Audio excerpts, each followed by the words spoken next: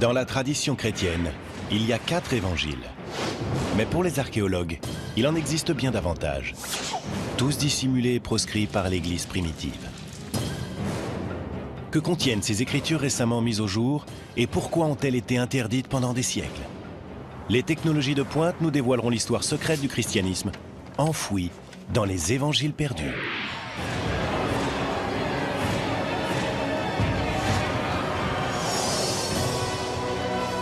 La Bible, un texte sacré pour des milliards d'individus, plein de miracles et de mystères. Pourtant, de nouvelles percées en matière de technologie suggèrent que ces incroyables miracles reposent sur des faits. La science peut-elle faire la lumière sur la vérité qui se cache derrière les plus grands mystères de la Bible?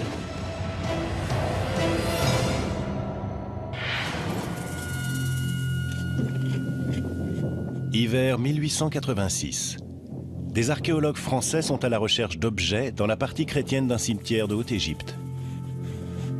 Soudain, ils font une découverte qui va bouleverser l'histoire du christianisme. Ils mettent au jour la tombe d'un moine enterré au 8e siècle, depuis longtemps tombé dans l'oubli. Mais la vraie trouvaille, c'est ce que le moine a emporté avec lui dans l'au-delà. Les personnes qui avaient enterré le moine avaient apparemment placé ce petit manuscrit de papyrus dans sa tombe. De cette façon, le moine partait dans l'au-delà accompagné de l'un de ses textes préférés. Ce texte contenait non pas l'évangile de Matthieu, Marc, Luc ou Jean, mais l'évangile de Pierre. Le texte se veut un véritable évangile, autrement dit un récit de première main relatant la vie de Jésus. Pourtant, son auteur prétend être l'apôtre Pierre.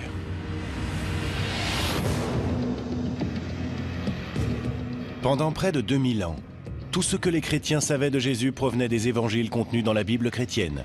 Les récits faits par Matthieu, Marc, Luc et Jean. Peut-il réellement s'agir d'un récit perdu de la vie de Jésus, écrit par Simon-Pierre, le premier des apôtres?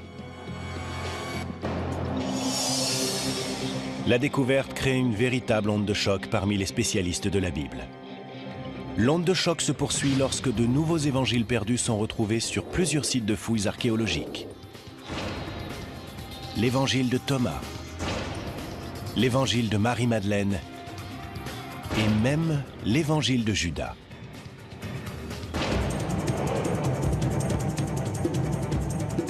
La découverte des évangiles perdus révèle aussi une lutte secrète, aujourd'hui oubliée, mais jadis capitale. Une lutte pour le fondement du christianisme. D'un côté se trouve un groupe fervent qui préconise une relation spirituelle directe avec Dieu et qui s'appuie sur ses propres évangiles. De l'autre, un christianisme orthodoxe qui se hiérarchise et qui ne reconnaît l'existence que de 4 évangiles. L'issue de ce conflit sera décisive pour l'avenir du christianisme.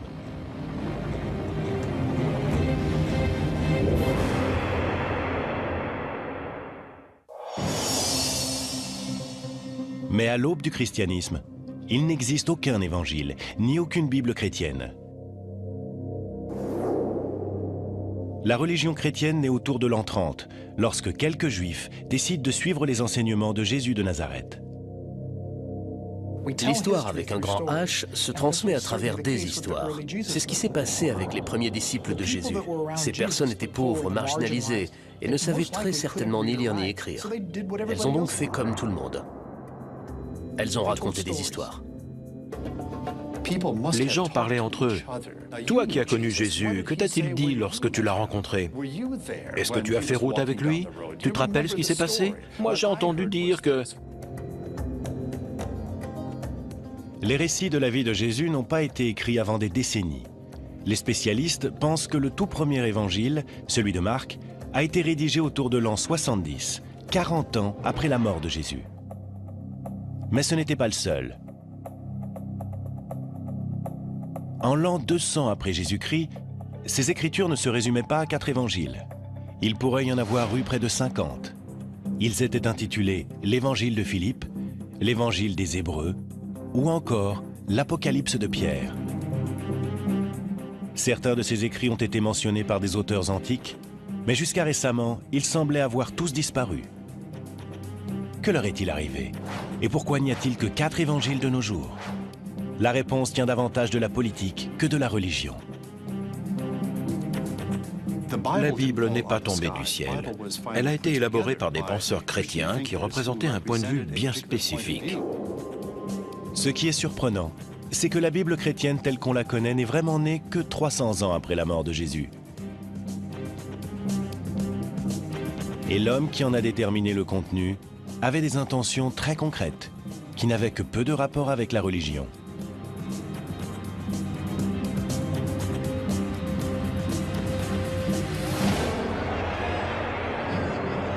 En l'an 312, un empereur romain du nom de Constantin, un païen qui croit en plusieurs dieux, prétend avoir eu une vision de la croix avant une bataille.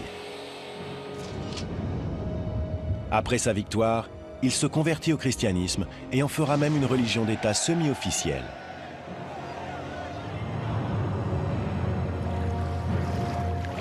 Constantin veut exploiter cette nouvelle religion afin d'unifier un empire romain qui se désagrège. À cette époque, le christianisme est une religion très peu organisée, composée de communautés aux croyances diverses et qui se base sur des textes différents. Une situation que l'empereur veut changer. Constantin a compris que les chrétiens manquaient sérieusement d'organisation. Et s'il y a bien une chose que les Romains savaient faire, c'est organiser les choses. En 325 après Jésus-Christ, l'empereur Constantin convoque le concile de Nicée pour définir les principes fondamentaux du christianisme. Il réunit les dignitaires chrétiens les plus influents pour discuter de la manière d'établir un dogme officiel. Il est intéressant de noter que ce que l'empereur cherche avant tout, c'est l'unité. Il veut que la religion chrétienne fournisse une base idéologique à l'Empire. Le but du concile convoqué par Constantin est d'uniformiser la foi, dans une visée aussi bien religieuse que politique. Après des semaines de débats, les différents évêques et prêtres conviennent d'un ensemble de principes destinés à unifier les communautés chrétiennes et à placer fermement la religion sous le contrôle de l'empereur. Il a alors fait usage de son autorité et il a dit à tout le monde, « Voilà, nous y sommes ». Les choses changent radicalement sous Constantin. On assiste à une redéfinition complète de la notion de Dieu.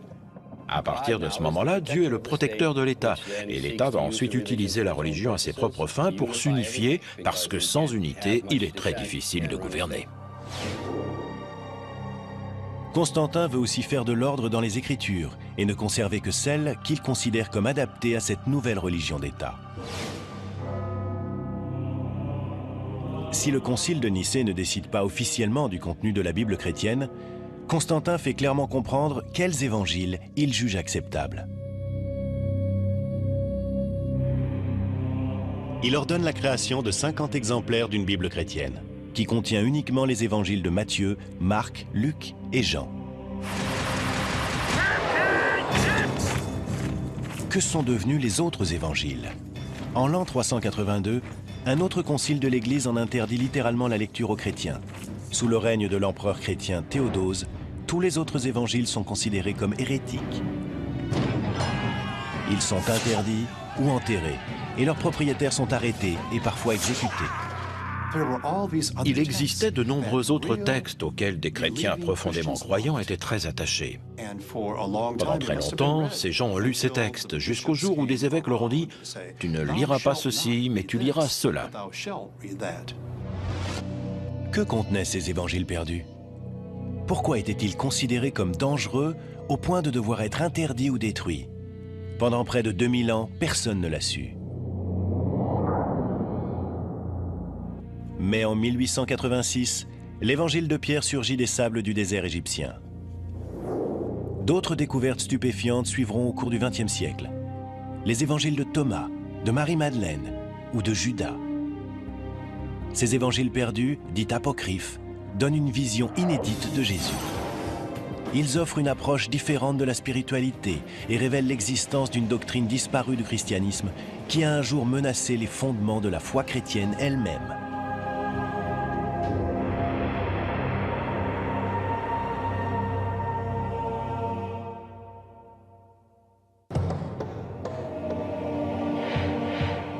Pendant près de 2000 ans, les chrétiens ont cru que seuls 4 évangiles racontaient l'histoire de Jésus de Nazareth.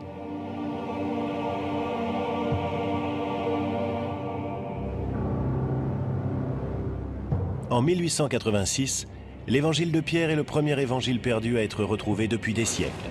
Cette découverte suggère l'existence d'une histoire secrète des Écritures interdites. En 1945, une découverte remarquable permet d'exhumer un vaste ensemble d'évangiles perdus. Ces textes vont conduire à réécrire toute l'histoire du christianisme. En Égypte, près d'une ville appelée Nag Hammadi, des paysans déterrent une jarre en argile, renfermant des manuscrits vieux de 18 siècles.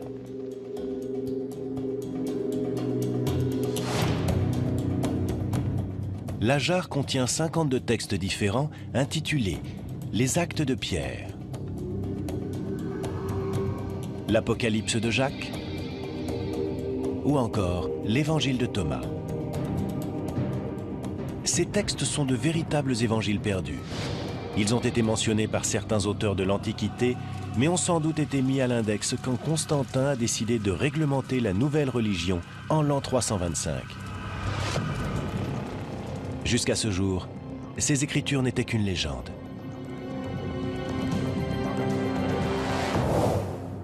L'évangile de Thomas est peut-être le plus surprenant de ces textes perdus. L'évangile de Thomas est un document fascinant. C'est un texte qui a été traduit du grec en langue copte et qui est composé de paroles de Jésus. On retrouve une bonne partie de ce qui est dit dans l'évangile de Thomas dans le Nouveau Testament. La seule différence, c'est que l'évangile de Thomas est un évangile gnostique. Les gnostiques formaient une secte des premiers siècles du christianisme qui mettait l'accent sur le mysticisme et qui refusait bon nombre des préceptes de la hiérarchie chrétienne naissante. Pour les gnostiques, le salut venait d'une connaissance secrète. Était un vrai disciple de Jésus celui qui accédait à cette connaissance. Gnosis est un terme grec qui signifie connaissance. Gnostique veut dire celui qui sait. Les gnostiques étaient avant tout des mystiques. Et s'ils pouvaient accéder à cette paix de Dieu, à cette véritable humanité à l'intérieur d'eux-mêmes, ils n'avaient absolument pas besoin de prêtres ni d'évêques. Ils pouvaient très bien s'en passer. Dans l'évangile de Thomas, Jésus semble transmettre un message étrange, un enseignement secret bien différent de celui des évangiles canoniques. Les évangiles traditionnels nous enseignent que Jésus est le seul Fils de Dieu. L'évangile de Thomas suggère que nous pouvons tous devenir des fils de Dieu. On y lit « Quand vous vous connaîtrez, alors vous serez connus et vous comprendrez que vous êtes les enfants du Père qui est vivant. » En d'autres termes, si Jésus peut être considéré comme Fils de Dieu, alors nous aussi, nous sommes tous fils et filles de Dieu. Il n'a rien que nous ne puissions pas avoir. Nous pouvons avoir la même relation avec le divin, nous pouvons faire un avec Dieu.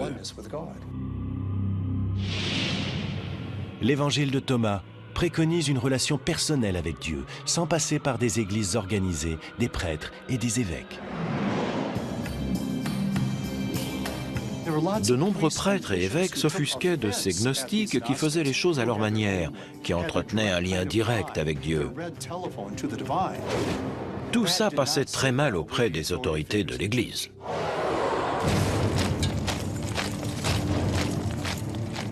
Et c'est peut-être pour cela que l'évangile de Thomas a été considéré comme une hérésie. L'indépendance des croyances gnostiques fragilisait la hiérarchie de l'Église. Les gnostiques jugeaient leurs propres évangiles tout aussi fondés, sinon plus, que ceux de Matthieu, Marc, Luc et Jean. Et dans le cas de l'évangile de Thomas, ils avaient peut-être raison. Lorsque ces évangiles gnostiques sont découverts en 1945, un problème délicat se pose. L'évangile perdu de Thomas pourrait être plus vieux que ceux de Matthieu, Marc, Luc et Jean. Il y a un débat parmi les spécialistes concernant la datation de l'évangile de Thomas. Ce que nous savons, c'est qu'il existe des papyrus grecs très anciens de l'évangile de Thomas. Il semble que certains fragments de cet évangile soient extrêmement vieux. En fait, certains fragments de l'évangile de Thomas pourraient remonter au tout début de l'Église. La plupart des spécialistes pensent que les 4 évangiles traditionnels ont été écrits dans la génération qui a suivi la mort de Jésus, 40 à 60 ans après les événements. Mais l'évangile de Thomas pourrait être plus ancien, compte tenu de sa forme plus simple. La différence entre l'évangile de Thomas et ceux du Nouveau Testament, c'est que l'évangile de Thomas ne contient que des paroles de Jésus. Il ne contient aucun miracle ni aucune histoire de la vie de Jésus. Le fait que cet évangile ne soit qu'un recueil des paroles de Jésus pourrait indiquer qu'il est plus ancien et que les éléments narratifs contenus dans les autres évangiles ont été écrits plus tard. Si l'évangile de Thomas est vraiment plus ancien que les 4 évangiles canoniques, cela signifie-t-il qu'il est plus fidèle au message de Jésus? Et si c'est le cas, cela veut-il dire que la Bible chrétienne est incomplète? Pour tenter de le savoir, il s'agit de déterminer la date exacte à laquelle l'Évangile a été rédigé. À l'Institut conservatoire des musées de la Smithsonian Institution, une équipe de spécialistes et de scientifiques est chargée de découvrir les secrets que renferment les documents anciens. Nos scientifiques, un peu à la manière de détectives, examinent ces documents à l'aide de différents outils afin de déterminer précisément leur nature et d'où ils proviennent. Les scientifiques cherchent des indices qui permettraient de dater l'Évangile jusque dans le papier et l'encre utilisée. Parfois, j'ai l'impression d'entrer dans la tête de celui qui a réalisé le document. Un conservateur doit en quelque sorte être capable de remonter le temps. Vous avez un objet qui est devant vous, il vous est parvenu dans un état bien précis, et il faut que vous déterminiez tout ce qui lui est arrivé. L'évangile de Thomas retrouvé à Nag Hammadi a fait l'objet d'une datation au carbone 14. On a ainsi découvert que le manuscrit remontait à une période comprise entre l'an 300 et l'an 400. Les plus vieux manuscrits des évangiles de Matthieu, Marc, Luc et Jean proviennent à peu près de la même période. Mais les spécialistes s'accordent à dire que tous ces évangiles sont sans doute des copies de textes bien plus anciens, car des auteurs antiques y font référence autour de l'an 150. Il est difficile de dater précisément l'évangile de Thomas, et sa datation est sujette à controverse. Est-il plus ancien et plus fidèle que ceux de Matthieu, Marc, Luc et Jean? Tant qu'une copie plus ancienne n'aura pas été découverte, cela restera un mystère. Mais quel que soit son âge, l'évangile de Thomas révèle un conflit entre 2 camps au sein du christianisme. Matthieu, Marc, Luc et Jean sont les étendards de l'Église traditionnelle, mais une tradition veut que les gnostiques aient eu l'appui de Marie-Madeleine elle-même.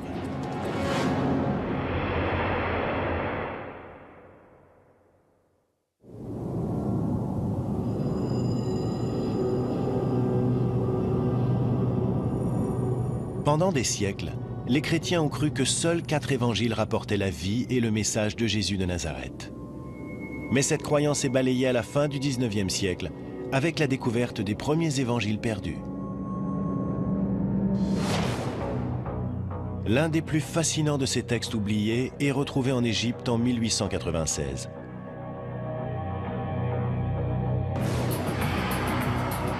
Et l'auteur de cet évangile a de quoi surprendre. Cet évangile a été écrit au nom d'une femme. Et pas n'importe quelle femme, mais Marie-Madeleine. On ne parle pas de la Marie-Madeleine qui a joué un rôle dans la Bible, de la prostituée repentante. Il s'agit de Marie-Madeleine, la disciple bien-aimée, celle qui a fait partie des proches de Jésus. Seuls quelques fragments subsistent, mais ils mettent en évidence l'importance qu'a eue Marie. Si l'évangile de Marie est authentique, cela signifie que les femmes ont un jour joué un rôle de première importance dans l'Église chrétienne. Cela veut dire que Marie-Madeleine n'était pas une ancienne prostituée, mais qu'elle était à la tête des apôtres. Et dans une religion dominée depuis des siècles par les hommes, cela signifie que l'évangile le plus important est attribué à une femme. L'évangile de Marie rapporte en détail les enseignements que Jésus transmet secrètement à Marie. Des enseignements qui portent sur la vie, la mort et le paradis. Dans cet évangile, Jésus révèle à Marie certaines choses au sujet de la vie après la mort en des termes profondément gnostiques. Dans les 4 évangiles traditionnels, la vie après la mort est décrite comme un paradis de béatitude. Mais dans l'évangile de Marie, la vie dans l'au-delà implique un étrange voyage de l'âme après la mort, au cours duquel le défunt rencontre des créatures angéliques et démoniaques pendant l'ascension de l'âme vers le ciel. Jésus ne révèle ce secret qu'à Marie.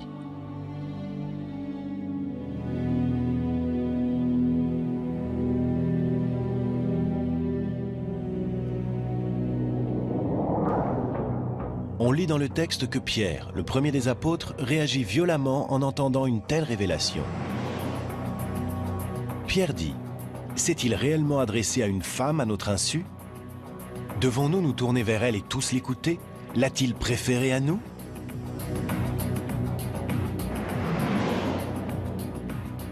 Les apôtres ne tiennent pas compte des réserves de Pierre et soutiennent Marie en disant, « Si le Sauveur l'a rendue digne, qui es-tu pour la rejeter ?»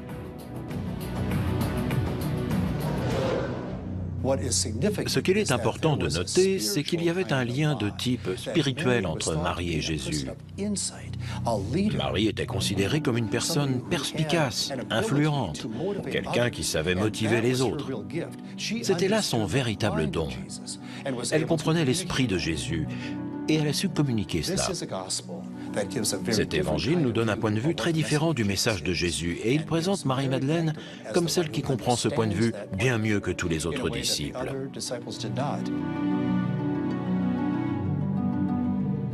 Mais s'agit-il d'un véritable évangile? Est-ce vraiment le témoignage direct de Marie-Madeleine? Si c'est le cas, cela pourrait bouleverser l'histoire du christianisme et apporter une vision radicalement différente du rôle des femmes dans l'Église chrétienne. La clé réside dans la datation de ce texte. Est-il plus ancien que les 4 évangiles canoniques? Et peut-il avoir été écrit par Marie-Madeleine elle-même?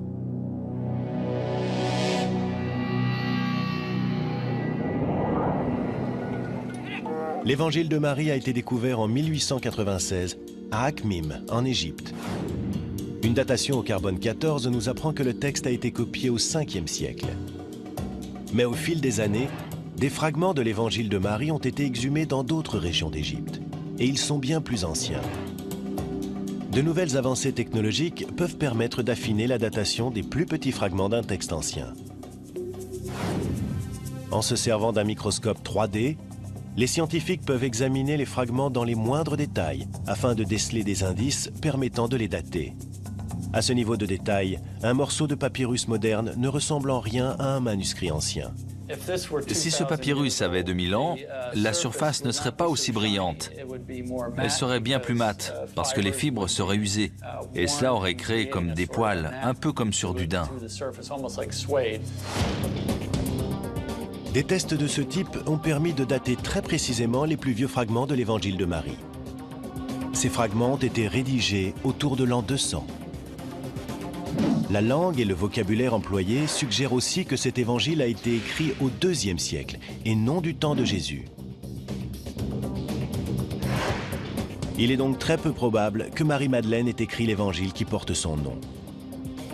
La plupart des spécialistes pensent qu'on doit sa création à un chrétien gnostique du IIe siècle qui voulait invoquer l'autorité d'une femme apôtre. On ignore qui a rédigé ce manuscrit, mais beaucoup pensent percevoir dans ce texte la voix et le point de vue d'une femme. Il est possible qu'enfin, on nous donne à entendre une voix qui est étouffée dans les autres évangiles. Le plus important peut-être, c'est que l'évangile de Marie révèle l'existence d'un conflit au sein de l'Église primitive au sujet du rôle des femmes. L'autorité exercée par les femmes dans les premiers siècles de l'histoire chrétienne est un thème passionnant à étudier, et l'évangile de Marie témoigne de cette autorité. Le fait que Marie exerce une autorité tout en étant une femme est un concept révolutionnaire dans l'Église primitive. L'existence d'un évangile de Marie indique qu'il y avait des groupes tels que les gnostiques qui étaient bien plus ouverts à l'idée d'intégrer les femmes dans leur communauté pour qu'elles en deviennent des membres à part entière. Certains membres de l'Église orthodoxe qui émergeaient à cette époque s'en plaignaient. Ils se disaient « Quoi? Il y a des femmes qui administrent les sacrements? Il y a des femmes ordonnées parmi les gnostiques? Quelle honte !» Les gnostiques, eux, ne voyaient aucune honte à cela. Le fait qu'il existe un évangile de Marie est parfaitement en accord avec leur doctrine.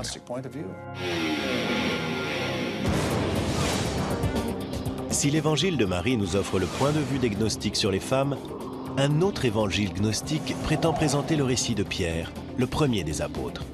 Il semble révéler le secret de ce qui s'est réellement passé lors de la résurrection de Jésus.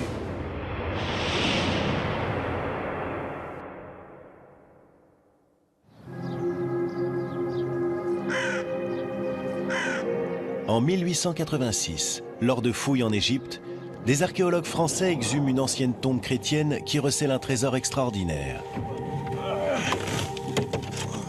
Entre les mains d'un moine du 8e siècle se trouve un manuscrit intitulé « L'Évangile de Pierre ». C'est l'un des tout premiers évangiles perdus à être découvert. S'agit-il vraiment d'un récit perdu de la vie de Jésus, écrit par Simon-Pierre, le premier des apôtres? Si tel est le cas, cela changerait l'histoire du christianisme, car l'évangile de Pierre nous livre une version bien différente de la vie de Jésus. Ce texte est très précieux et très intéressant. Il contient une histoire ancienne, mais une histoire complètement différente. Dans l'évangile de Pierre, les Romains sont étonnamment sympathiques. On y lit que Jésus n'a pas souffert sur la croix. Mais ce qu'il y a de plus frappant, c'est que l'évangile de Pierre est présenté comme un témoignage direct de la résurrection elle-même. C'est le seul évangile que l'on connaisse qui tente de raconter ce qui s'est passé pendant la résurrection. Tous les évangiles de la Bible évoquent ce qui s'est passé après la résurrection, à partir de la découverte du tombeau vide. Mais ils ne nous parlent pas du moment de la résurrection elle-même.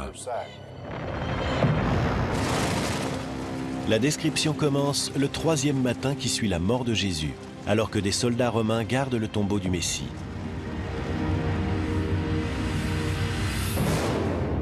L'évangile de Pierre raconte: le tombeau s'ouvrit et les soldats le virent car ils montaient la garde. Et comme ils expliquaient ce qu'ils avaient vu, ils virent 3 hommes sortir du tombeau. Il voit 2 hommes sortir, en soutenant un 3e, Jésus vraisemblablement. Puis une voix grave se fait entendre et dit « As-tu prêché? As-tu prêché à ceux qui sont morts ?»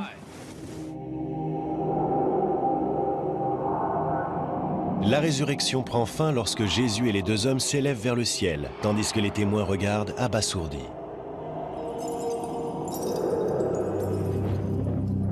L'évangile se termine par une phrase qui présente le récit comme un témoignage direct de l'apôtre Pierre lui-même.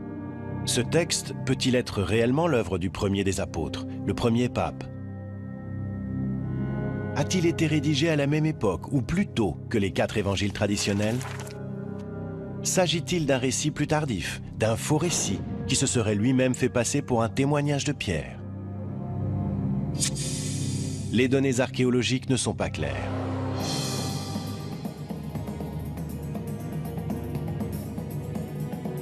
Le manuscrit découvert en 1886 a été daté du 8e siècle, soit 7 siècles après la mort de Jésus et de l'apôtre Pierre. Des fragments ont été retrouvés sur d'autres sites. Ils remontent environ à l'an 500 et ne peuvent donc pas avoir été écrits directement par l'apôtre. Mais l'évangile a été mentionné par les premiers auteurs chrétiens. Un évêque dans l'actuelle Turquie a cité nommément ce texte autour de l'an 190. On peut donc faire remonter cet évangile jusqu'au 2e siècle, mais pas davantage. Selon toute vraisemblance, le texte a été composé au début du 2e siècle. On pense qu'il date du début du 2e siècle parce qu'il contient des éléments des 4 évangiles canoniques. Les histoires racontées dans l'évangile de Pierre sont si proches de celles des autres évangiles qu'il semble probable qu'elles aient été simplement copiées. Quiconque a écrit cet évangile au IIe siècle a prétendu qu'il s'agissait de l'œuvre de l'apôtre Pierre afin de lui donner plus d'autorité. Dans le monde antique, c'était une pratique courante. Quand quelqu'un voulait faire part d'une idée qu'il croyait être vraie ou qu'il voulait à tout prix transmettre aux premiers chrétiens, il ne le faisait pas dans sa propre voix, mais à travers la voix d'une autre personne qu'il considérait comme faisant autorité. À cet égard, l'évangile de Pierre n'est pas un texte authentique, mais un faux. Cela nous amène à un point important et troublant. Si l'évangile de Pierre n'est pas authentique, alors ceux de Matthieu, Marc, Luc et Jean ne le sont sans doute pas non plus. On ne sait pas qui sont leurs auteurs, mais ces évangiles ont été rédigés au nom de Matthieu, Marc, Luc et Jean, parce que c'étaient les grandes figures du passé. Mais c'est un fait, ils n'ont très certainement pas été composés par Matthieu, Marc, Luc et Jean. La plupart des spécialistes s'accordent à dire que même les 4 évangiles canoniques n'ont pas été écrits par les apôtres dont ils portent le nom, mais par des disciples de ces apôtres. Si les évangiles de Matthieu, Marc, Luc et Jean n'ont en fait pas été écrits par les apôtres, cela signifie-t-il que l'évangile de Pierre ou l'évangile de Marie peuvent être considérés comme tout aussi authentiques? La réponse à cette question reste floue pour les historiens.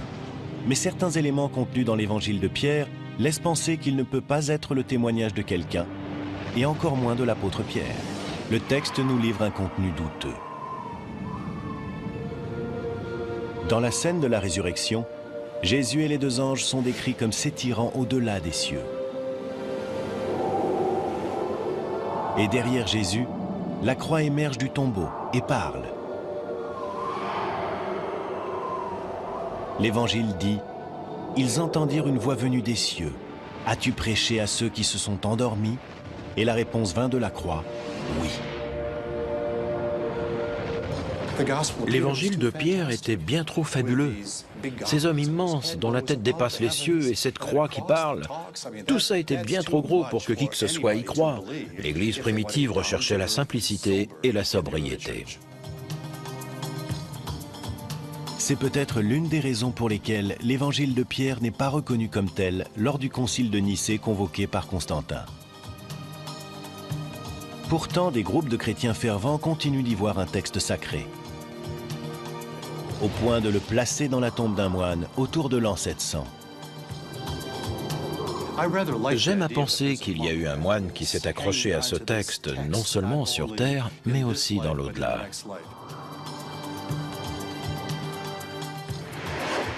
L'évangile de Pierre est découvert en 1886. C'est l'un des premiers évangiles perdus à être retrouvé.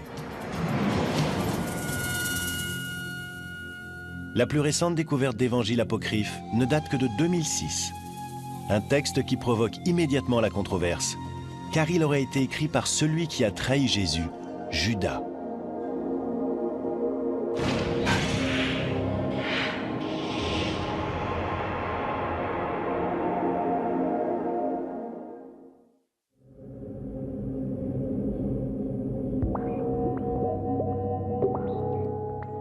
La découverte d'évangiles perdus au cours du XXe siècle a changé notre compréhension de l'histoire du christianisme.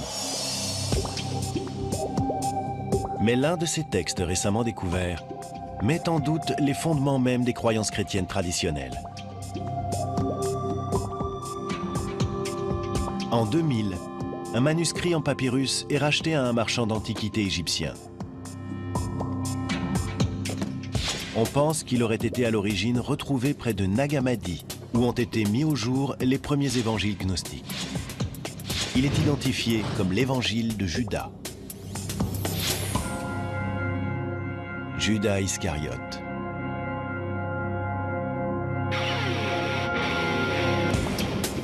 Quand l'Évangile a été publié, on a lu partout que Judas était en fait un héros. Il n'était plus celui qui avait trahi Jésus, comme on le décrivait dans les évangiles bibliques, mais celui qui était loué dans les cieux parce qu'il avait simplement accompli la volonté de Dieu.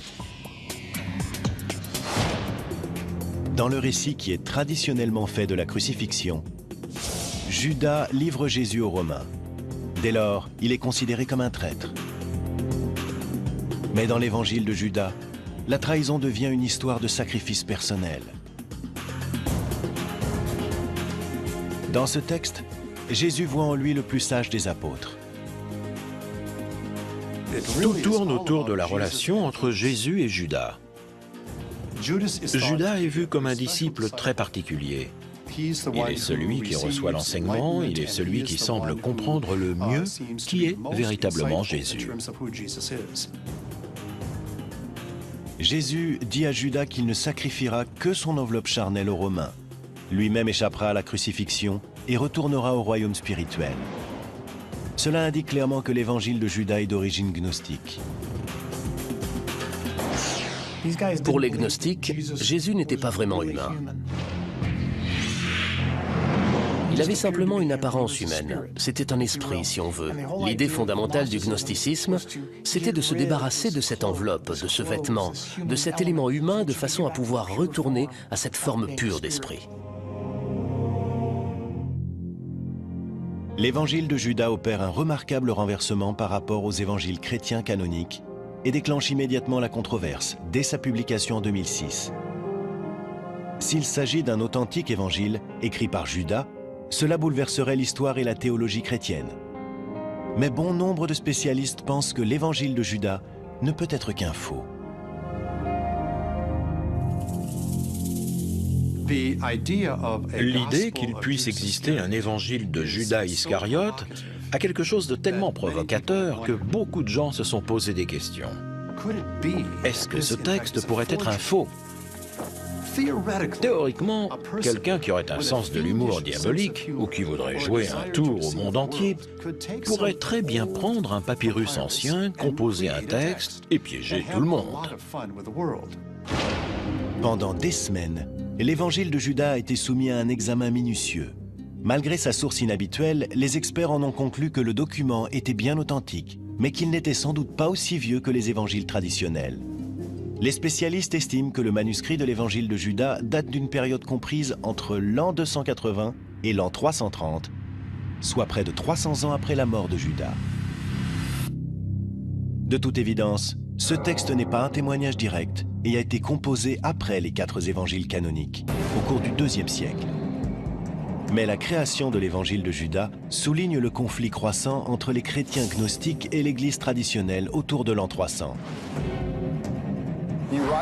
En écrivant cet évangile et en l'attribuant à Judas, on amène les gens à penser tous ces personnages différemment. Cela change radicalement la donne. Tout est renversé. En accordant un peu moins d'importance aux apôtres et en donnant davantage à Judas, les choses sont complètement repensées. L'évangile de Judas est une critique très vive de l'Église et de ses racines apostoliques.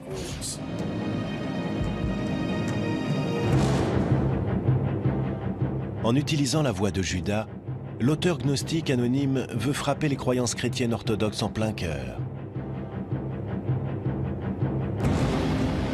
Alors que les chrétiens gnostiques multiplient les provocations, les autorités de l'Église orthodoxe commencent à organiser leur riposte.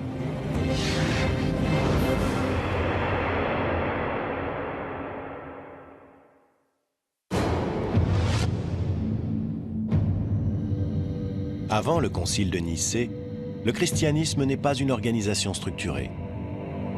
Pendant ces 3 premiers siècles, la religion chrétienne est faite de croyances variées qui s'appuient sur des évangiles très divers. Mais à partir de l'an 300, le mouvement gnostique à l'intérieur de la religion chrétienne est considéré comme une menace pour la hiérarchie des prêtres et des évêques. Les gnostiques et leurs évangiles mettent l'accent sur la relation de chacun avec Dieu, sans passer par le biais des prêtres ou d'un corps religieux structuré. Les gnostiques pensaient qu'ils avaient à l'intérieur d'eux-mêmes le moyen d'accéder directement au divin. Ils n'avaient pas réellement besoin de prêtres et d'évêques. Ils n'avaient pas besoin de suivre ce type d'autorité.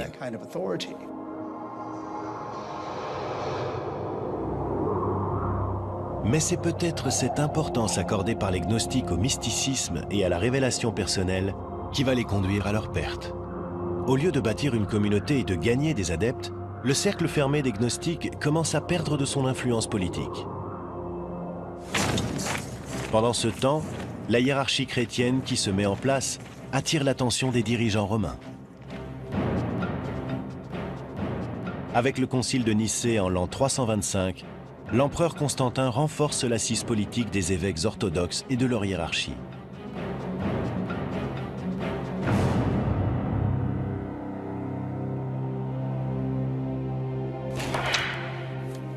Les 4 évangiles de Matthieu, Marc, Luc et Jean sont retenus.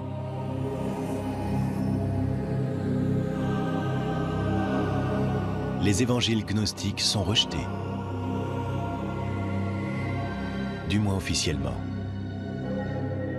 Il est important de bien garder à l'esprit que certains croyants étaient très attachés à ces évangiles qui ne figurent pas dans le Nouveau Testament. Ils ont longtemps été lus. Mais que nous dit cette évolution fondamentale du Nouveau Testament de la légitimité des évangiles perdus? L'étude des évangiles perdus est tout à fait fascinante. Elle nous aide à comprendre les pressions culturelles qui s'exerçaient au sein du christianisme. C'est assez passionnant d'imaginer ce qui aurait pu se passer à Nicée et par la suite si c'était une perspective gnostique qui l'avait emporté.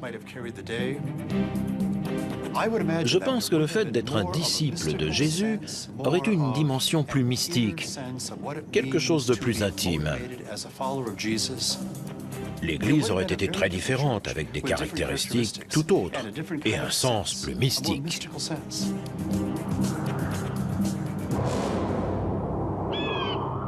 Mais les gnostiques ne l'ont pas emporté lors du concile de Nicée.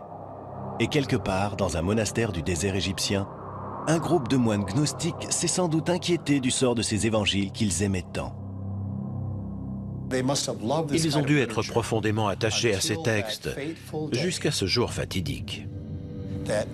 Ce jour où l'évêque Athanase d'Alexandrie a annoncé à tous les moines qu'il était temps de se débarrasser des livres hérétiques et de lire les livres de la Bible.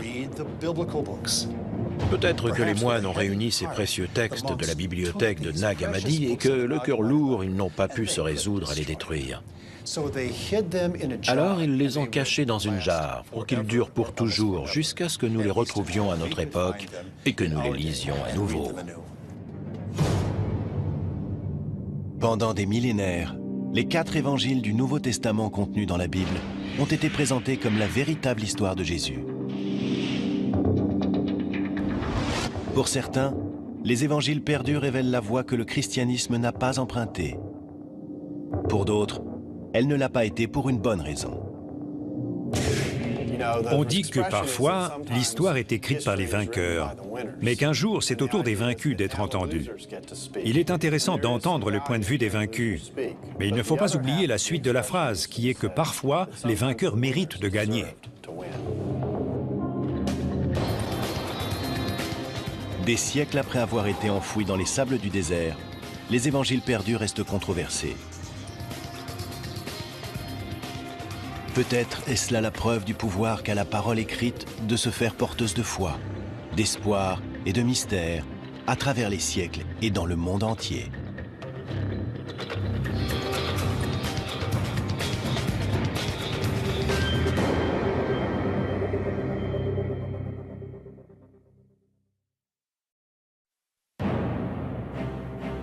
Dans la tradition chrétienne, il y a 4 évangiles.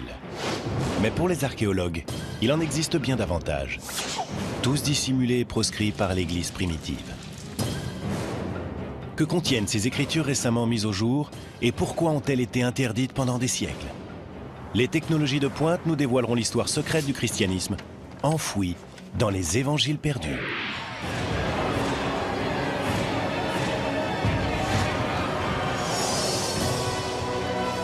La Bible, un texte sacré pour des milliards d'individus, plein de miracles et de mystères. Pourtant, de nouvelles percées en matière de technologie suggèrent que ces incroyables miracles reposent sur des faits. La science peut-elle faire la lumière sur la vérité qui se cache derrière les plus grands mystères de la Bible?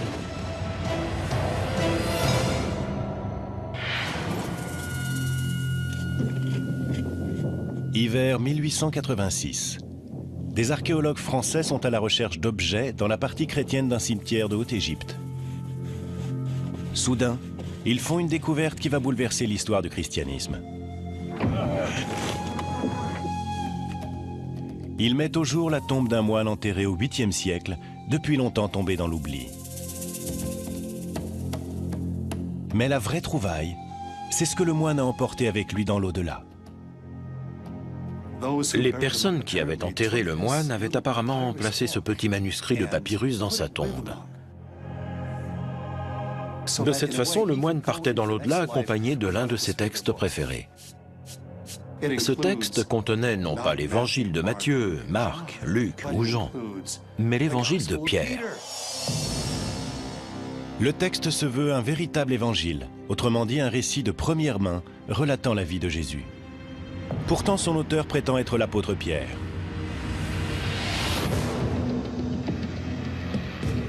Pendant près de 2000 ans, tout ce que les chrétiens savaient de Jésus provenait des évangiles contenus dans la Bible chrétienne. Les récits faits par Matthieu, Marc, Luc et Jean. Peut-il réellement s'agir d'un récit perdu de la vie de Jésus, écrit par Simon-Pierre, le premier des apôtres? La découverte crée une véritable onde de choc parmi les spécialistes de la Bible. L'onde de choc se poursuit lorsque de nouveaux évangiles perdus sont retrouvés sur plusieurs sites de fouilles archéologiques. L'évangile de Thomas, l'évangile de Marie-Madeleine et même l'évangile de Judas.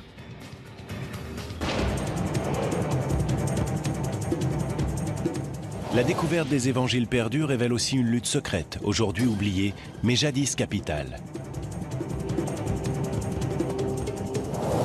Une lutte pour le fondement du christianisme. D'un côté se trouve un groupe fervent qui préconise une relation spirituelle directe avec Dieu et qui s'appuie sur ses propres évangiles. De l'autre, un christianisme orthodoxe qui se hiérarchise et qui ne reconnaît l'existence que de 4 évangiles. L'issue de ce conflit sera décisive pour l'avenir du christianisme.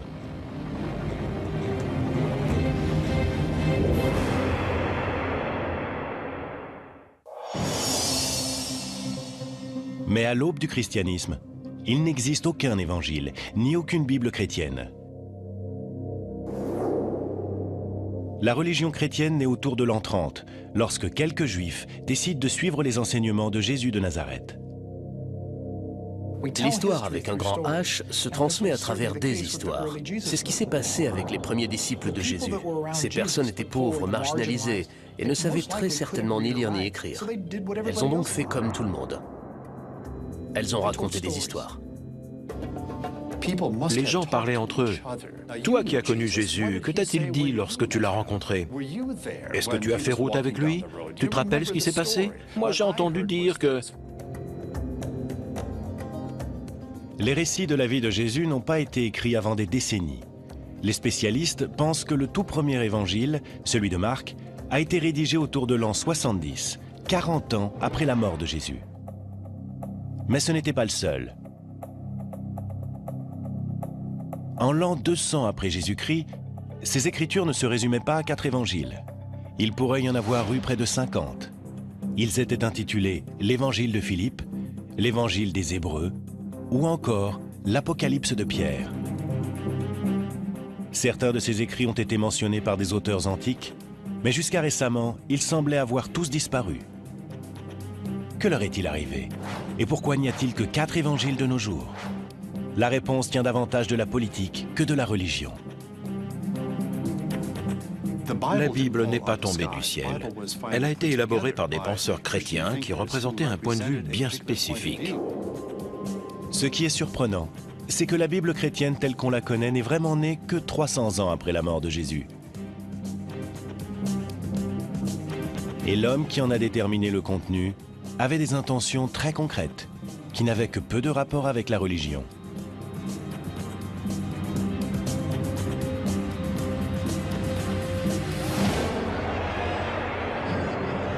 En l'an 312, un empereur romain du nom de Constantin, un païen qui croit en plusieurs dieux, prétend avoir eu une vision de la croix avant une bataille.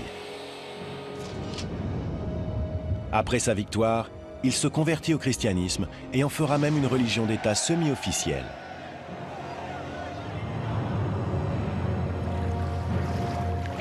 Constantin veut exploiter cette nouvelle religion afin d'unifier un empire romain qui se désagrège.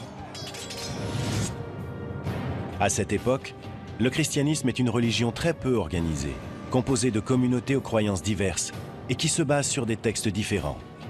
Une situation que l'empereur veut changer. Constantin a compris que les chrétiens manquaient sérieusement d'organisation. Et s'il y a bien une chose que les Romains savaient faire, c'est organiser les choses.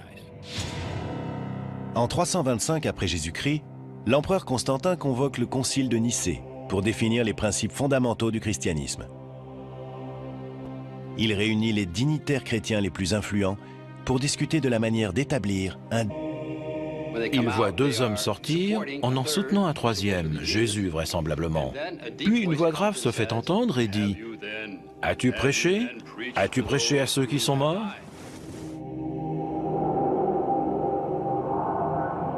La résurrection prend fin lorsque Jésus et les deux hommes s'élèvent vers le ciel, tandis que les témoins regardent abasourdis. L'Évangile se termine par une phrase qui présente le récit comme un témoignage direct de l'apôtre Pierre lui-même. Ce texte peut-il être réellement l'œuvre du premier des apôtres, le premier pape? A-t-il été rédigé à la même époque ou plus tôt que les 4 évangiles traditionnels? S'agit-il d'un récit plus tardif, d'un faux récit qui se serait lui-même fait passer pour un témoignage de Pierre? Les données archéologiques ne sont pas claires.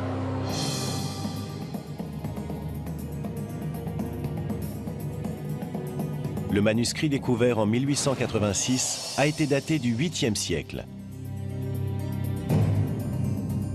soit 7 siècles après la mort de Jésus et de l'apôtre Pierre. Des fragments ont été retrouvés sur d'autres sites. Ils remontent environ à l'an 500 et ne peuvent donc pas avoir été écrits directement par l'apôtre. Mais l'Évangile a été mentionné par les premiers auteurs chrétiens. Un évêque dans l'actuelle Turquie a cité nommément ce texte autour de l'an 190. On peut donc faire remonter cet évangile jusqu'au IIe siècle, mais pas davantage. Selon toute vraisemblance, le texte a été composé au début du IIe siècle. On pense qu'il date du début du IIe siècle parce qu'il contient des éléments des 4 évangiles canoniques.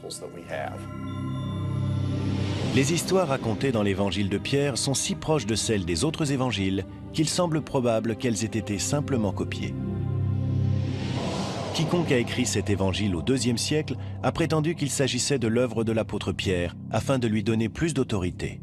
Dans le monde antique, c'était une pratique courante.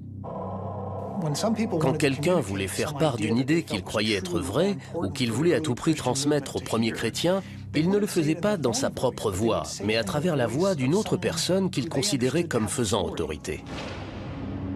À cet égard, l'évangile de Pierre n'est pas un texte authentique, mais un faux. Cela nous amène à un point important et troublant. Si l'évangile de Pierre n'est pas authentique, alors ceux de Matthieu, Marc, Luc et Jean ne le sont sans doute pas non plus. On ne sait pas qui sont leurs auteurs, mais ces évangiles ont été rédigés au nom de Matthieu, Marc, Luc et Jean, parce que c'étaient les grandes figures du passé. Mais c'est un fait, ils n'ont très certainement pas été composés par Matthieu, Marc, Luc et Jean. La plupart des spécialistes s'accordent à dire que même les 4 évangiles canoniques n'ont pas été écrits par les apôtres dont ils portent le nom, mais par des disciples de ces apôtres. Si les évangiles de Matthieu, Marc, Luc et Jean n'ont en fait pas été écrits par les apôtres, cela signifie-t-il que l'évangile de Pierre ou l'évangile de Marie peuvent être considérés comme tout aussi authentiques? La réponse à cette question reste floue pour les historiens. Mais certains éléments contenus dans l'évangile de Pierre laissent penser qu'il ne peut pas être le témoignage de quelqu'un, et encore moins de l'apôtre Pierre. Le texte nous livre un contenu douteux. Dans la scène de la résurrection, Jésus et les 2 anges sont décrits comme s'étirant au-delà des cieux. Et derrière Jésus, la croix émerge du tombeau et parle. L'Évangile dit « Ils entendirent une voix venue des cieux. As-tu prêché à ceux qui se sont endormis ?» Et la réponse vint de la croix « Oui ». L'évangile de Pierre était bien trop fabuleux. Ces hommes immenses dont la tête dépasse les cieux et cette croix qui parle, tout ça était bien trop gros pour que qui que ce soit y croie. L'Église primitive recherchait la simplicité et la sobriété. C'est peut-être l'une des raisons pour lesquelles l'évangile de Pierre n'est pas reconnu comme tel lors du concile de Nicée convoqué par Constantin. Pourtant, des groupes de chrétiens fervents continuent d'y voir un texte sacré, au point de le placer dans la tombe d'un moine autour de l'an 700. J'aime à penser qu'il y a eu un moine qui s'est accroché à ce texte non seulement sur terre, mais aussi dans l'au-delà.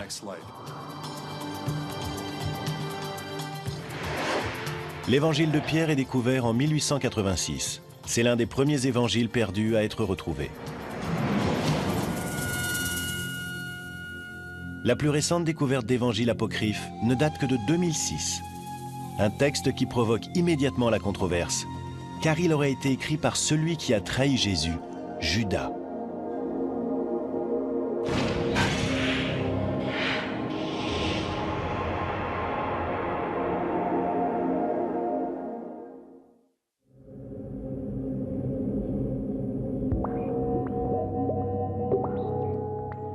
La découverte d'évangiles perdus au cours du XXe siècle a changé notre compréhension de l'histoire du christianisme. Mais l'un de ces textes récemment découverts met en doute les fondements même des croyances chrétiennes traditionnelles. En 2000, un manuscrit en papyrus est racheté à un marchand d'antiquités égyptien. On pense qu'il aurait été à l'origine retrouvé près de Nag Hammadi, où ont été mis au jour les premiers évangiles gnostiques. Il est identifié comme l'évangile de Judas. Judas Iscariote.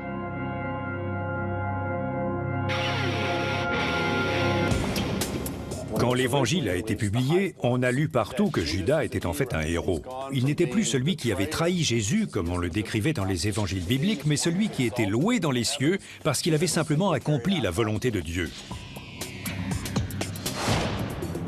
Dans le récit qui est traditionnellement fait de la crucifixion, Judas livre Jésus aux Romains. Dès lors, il est considéré comme un traître.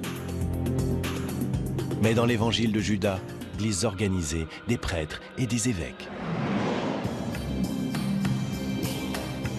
De nombreux prêtres et évêques s'offusquaient de ces gnostiques qui faisaient les choses à leur manière, qui entretenaient un lien direct avec Dieu. Tout ça passait très mal auprès des autorités de l'Église.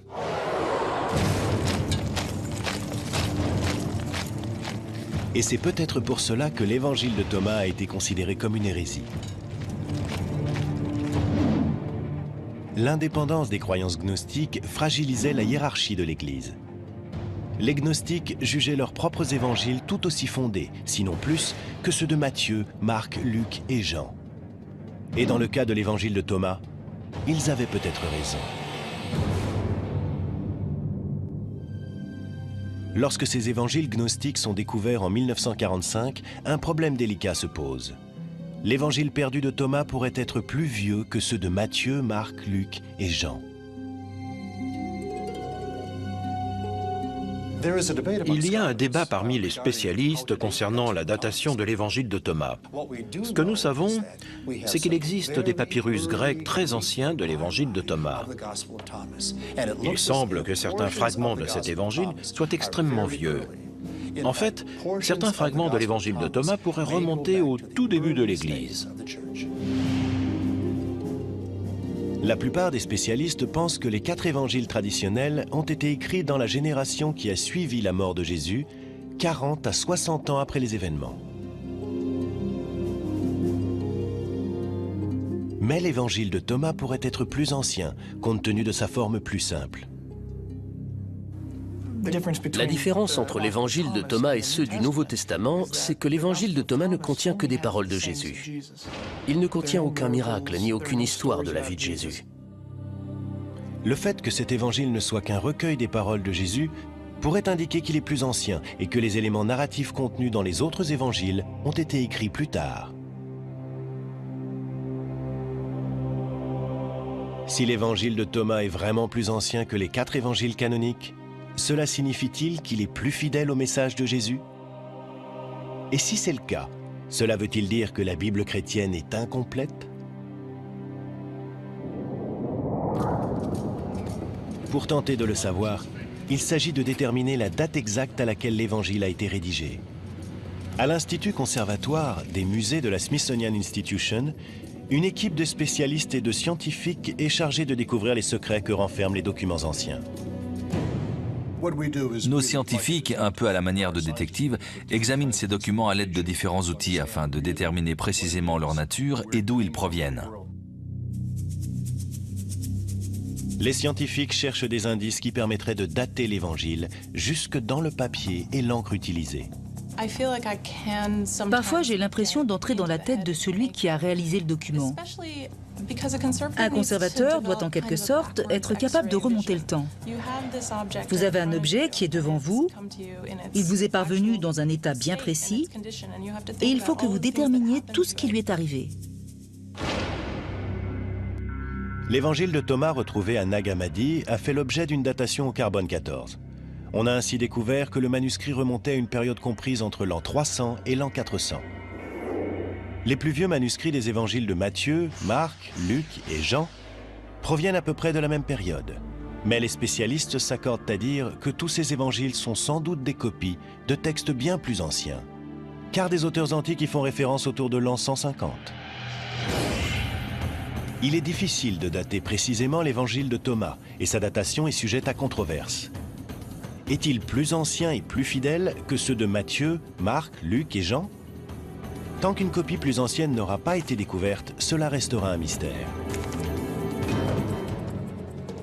Mais quel que soit son âge, l'évangile de Thomas révèle un conflit entre 2 camps au sein du christianisme. Matthieu, Marc, Luc et Jean sont les étendards de l'Église traditionnelle, mais une tradition veut que les gnostiques aient eu l'appui de Marie-Madeleine elle-même.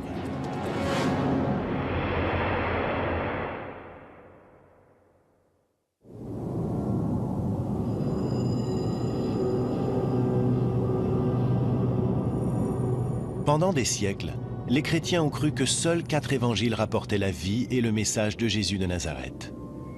Mais cette croyance est balayée à la fin du XIXe siècle, avec la découverte des premiers évangiles perdus. L'un des plus fascinants de ces textes oubliés est retrouvé en Égypte en 1896.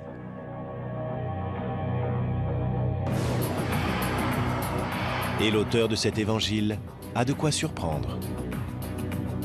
Cet évangile a été écrit au nom d'une femme. Et pas n'importe quelle femme, mais Marie-Madeleine. On ne parle pas de la Marie-Madeleine qui a joué un rôle dans la Bible, de la prostituée repentante. Il s'agit de Marie-Madeleine, la disciple bien-aimée, celle qui a fait partie des proches de Jésus. Seuls quelques fragments subsistent, mais ils mettent en évidence l'importance qu'a eue Marie. Si l'évangile de Marie est authentique, cela signifie que les femmes ont un jour joué un rôle de première importance dans l'Église chrétienne. Cela veut dire que Marie-Madeleine n'était pas une ancienne prostituée, mais qu'elle était à la tête des apôtres. Et dans une religion dominée depuis des siècles par les hommes, cela signifie que l'évangile le plus important est attribué à une femme. L'évangile de Marie rapporte en détail les enseignements que Jésus transmet secrètement à Marie. Des enseignements qui portent sur la vie, la mort et le paradis. Dans cet évangile, Jésus révèle à Marie certaines choses au sujet de la vie après la mort en des termes profondément gnostiques. Dans les 4 évangiles traditionnels, la vie après la mort est décrite comme un paradis de béatitude. Mais dans l'évangile de Marie, la vie dans l'au-delà implique un étrange voyage de l'âme après la mort, au cours duquel le défunt rencontre des créatures angéliques et démoniaques pendant l'ascension de l'âme vers le ciel. Jésus ne révèle ce secret qu'à Marie.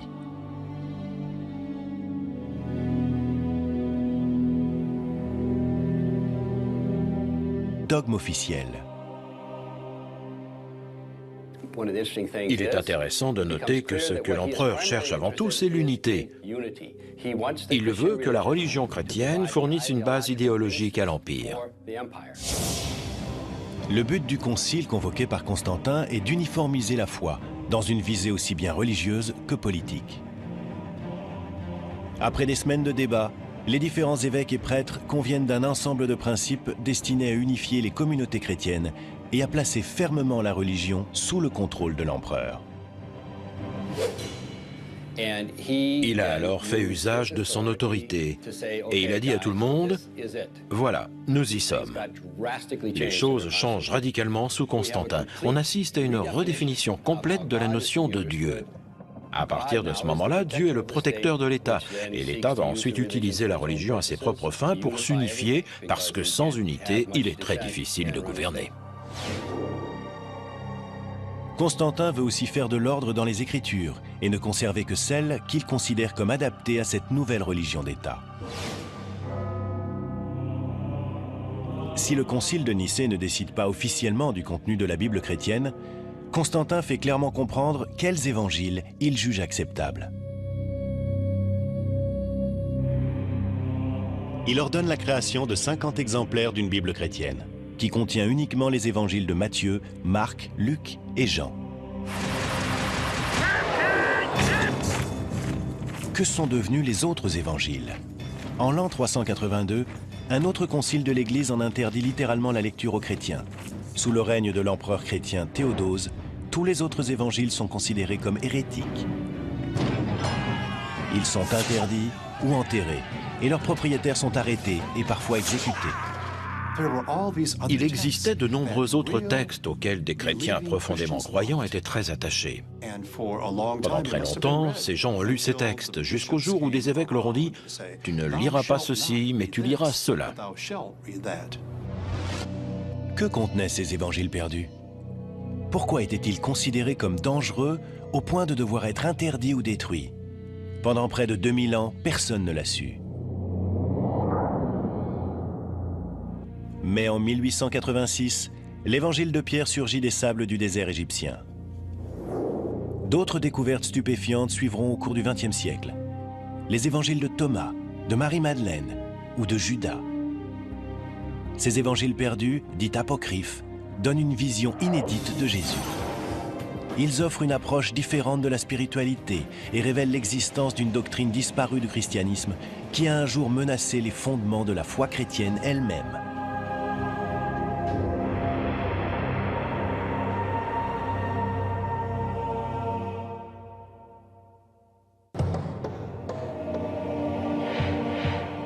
Pendant près de 2000 ans, les chrétiens ont cru que seuls 4 évangiles racontaient l'histoire de Jésus de Nazareth.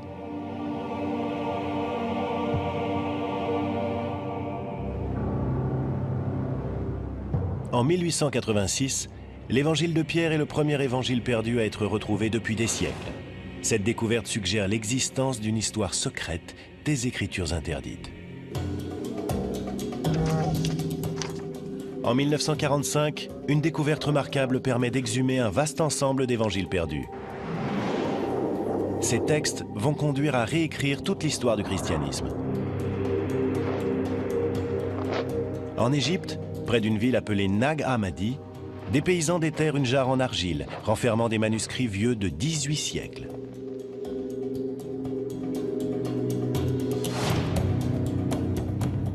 La jarre contient 52 textes différents intitulés « Les Actes de Pierre »,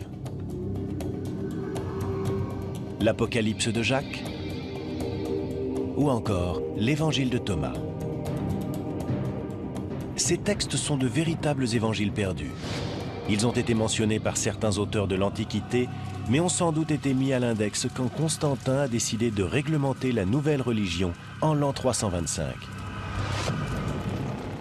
Jusqu'à ce jour, ces écritures n'étaient qu'une légende.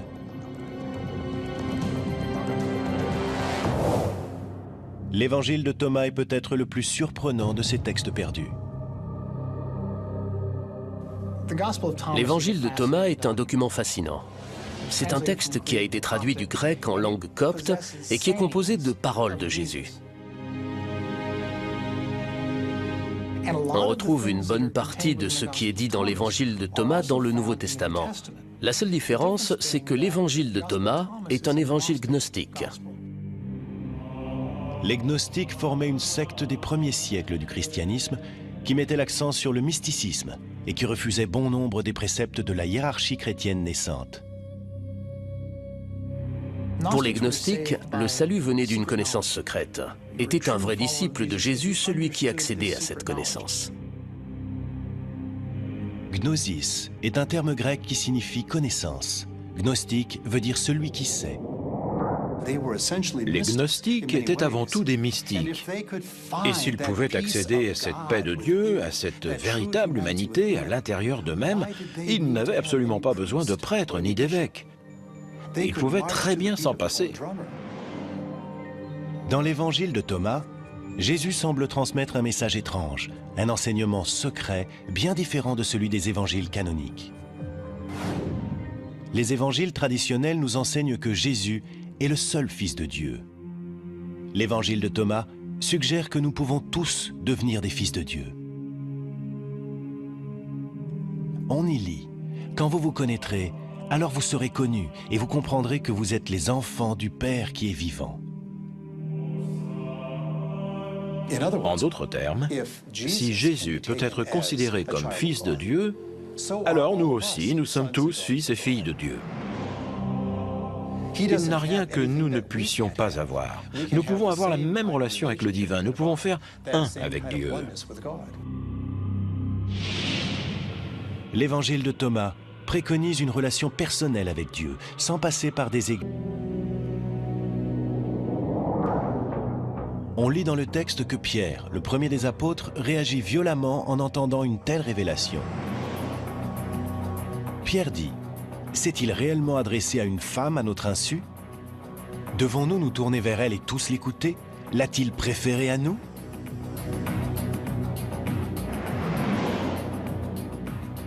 Les apôtres ne tiennent pas compte des réserves de Pierre et soutiennent Marie en disant « Si le Sauveur l'a rendue digne, qui es-tu pour la rejeter ?»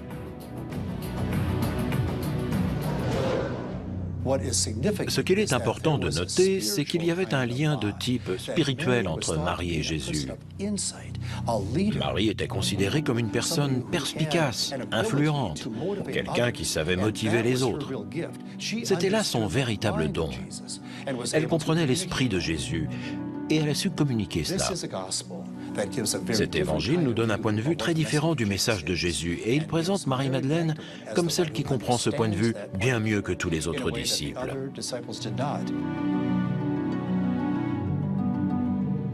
Mais s'agit-il d'un véritable évangile? Est-ce vraiment le témoignage direct de Marie-Madeleine? Si c'est le cas, cela pourrait bouleverser l'histoire du christianisme et apporter une vision radicalement différente du rôle des femmes dans l'Église chrétienne. La clé réside dans la datation de ce texte. Est-il plus ancien que les 4 évangiles canoniques? Et peut-il avoir été écrit par Marie-Madeleine elle-même?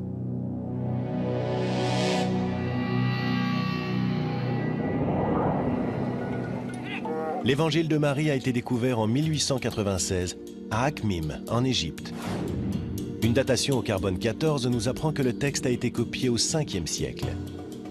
Mais au fil des années, des fragments de l'évangile de Marie ont été exhumés dans d'autres régions d'Égypte, et ils sont bien plus anciens. De nouvelles avancées technologiques peuvent permettre d'affiner la datation des plus petits fragments d'un texte ancien.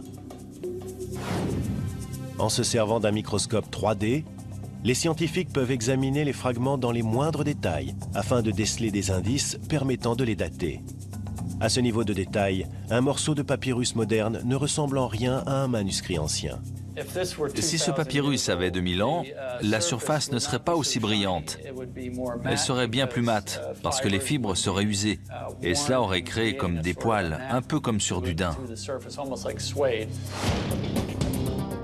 Des tests de ce type ont permis de dater très précisément les plus vieux fragments de l'évangile de Marie. Ces fragments ont été rédigés autour de l'an 200. La langue et le vocabulaire employés suggèrent aussi que cet évangile a été écrit au IIe siècle et non du temps de Jésus. Il est donc très peu probable que Marie-Madeleine ait écrit l'évangile qui porte son nom. La plupart des spécialistes pensent qu'on doit sa création à un chrétien gnostique du IIe siècle qui voulait invoquer l'autorité d'une femme apôtre. On ignore qui a rédigé ce manuscrit, mais beaucoup pensent percevoir dans ce texte la voix et le point de vue d'une femme. Il est possible qu'enfin, on nous donne à entendre une voix qui est étouffée dans les autres évangiles. Le plus important peut-être, c'est que l'évangile de Marie révèle l'existence d'un conflit au sein de l'Église primitive au sujet du rôle des femmes. L'autorité exercée par les femmes dans les premiers siècles de l'histoire chrétienne est un thème passionnant à étudier, et l'évangile de Marie témoigne de cette autorité. Le fait que Marie exerce une autorité tout en étant une femme est un concept révolutionnaire dans l'Église primitive. L'existence d'un évangile de Marie indique qu'il y avait des groupes tels que les gnostiques qui étaient bien plus ouverts à l'idée d'intégrer les femmes dans leur communauté pour qu'elles en deviennent des membres à part entière. Certains membres de l'Église orthodoxe, qui émergeaient à cette époque, s'en plaignaient. Ils se disaient « Quoi? Il y a des femmes qui administrent les sacrements?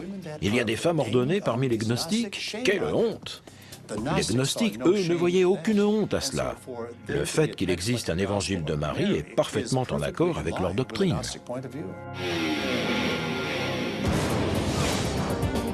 Si l'évangile de Marie nous offre le point de vue des gnostiques sur les femmes, un autre évangile gnostique prétend présenter le récit de Pierre, le premier des apôtres. Il semble révéler le secret de ce qui s'est réellement passé lors de la résurrection de Jésus.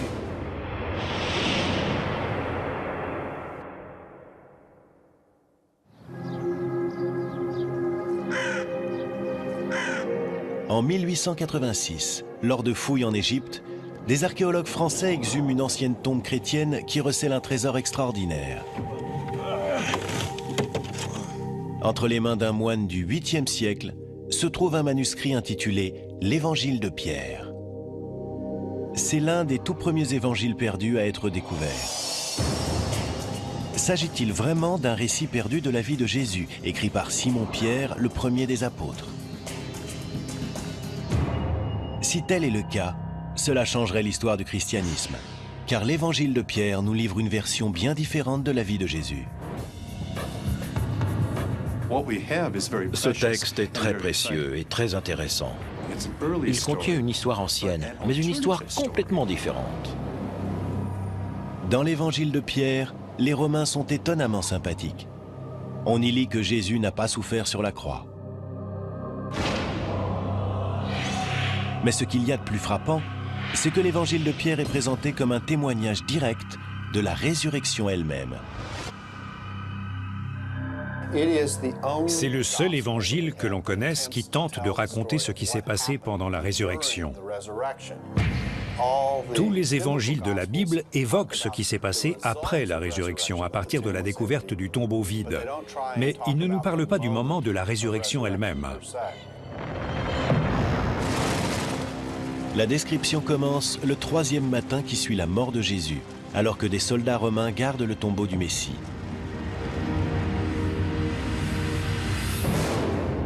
L'évangile de Pierre raconte: le tombeau s'ouvrit et les soldats le virent car ils montaient la garde. Et comme ils expliquaient ce qu'ils avaient vu, ils virent 3 hommes sortir du tombeau.